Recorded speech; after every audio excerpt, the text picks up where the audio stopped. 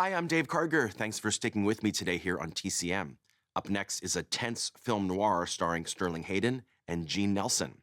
Released in 1953 in Europe and the following year in the US from director Andre de Toth, it's Crime Wave. Gene Nelson plays a reformed criminal who's been trying to go straight, but he gets drawn into one more heist when his old gang breaks out of prison.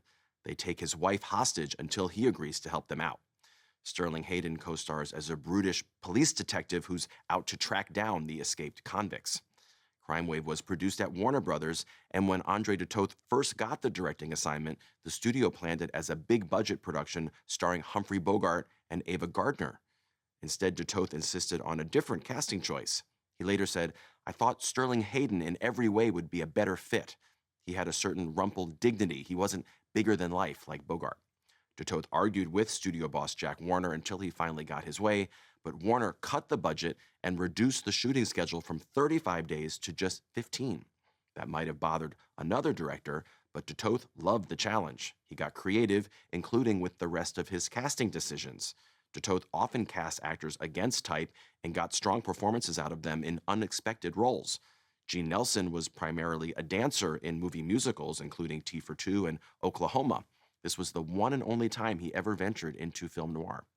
And this was just the second big screen leading role for Phyllis Kirk, who plays his wife.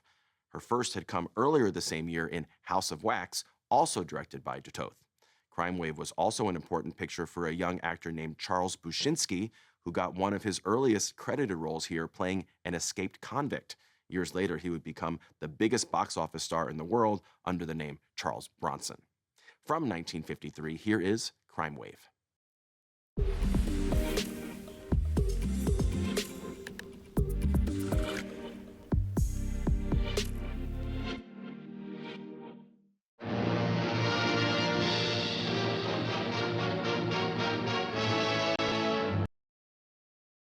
Going into production on Crime Wave, director Andre de Toth was given a limited budget and shooting schedule, so he opted to shoot many of the scenes on locations around Los Angeles. The climactic robbery scene was shot at an actual Bank of America branch.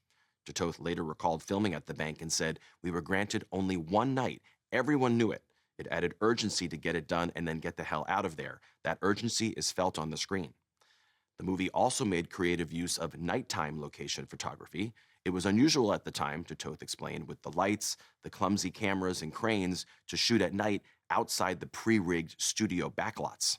Fortunately, he had an expert cinematographer in Burt Glennon, who was behind the camera on films directed by Cecil B. DeMille, Joseph von Sternberg, and John Ford.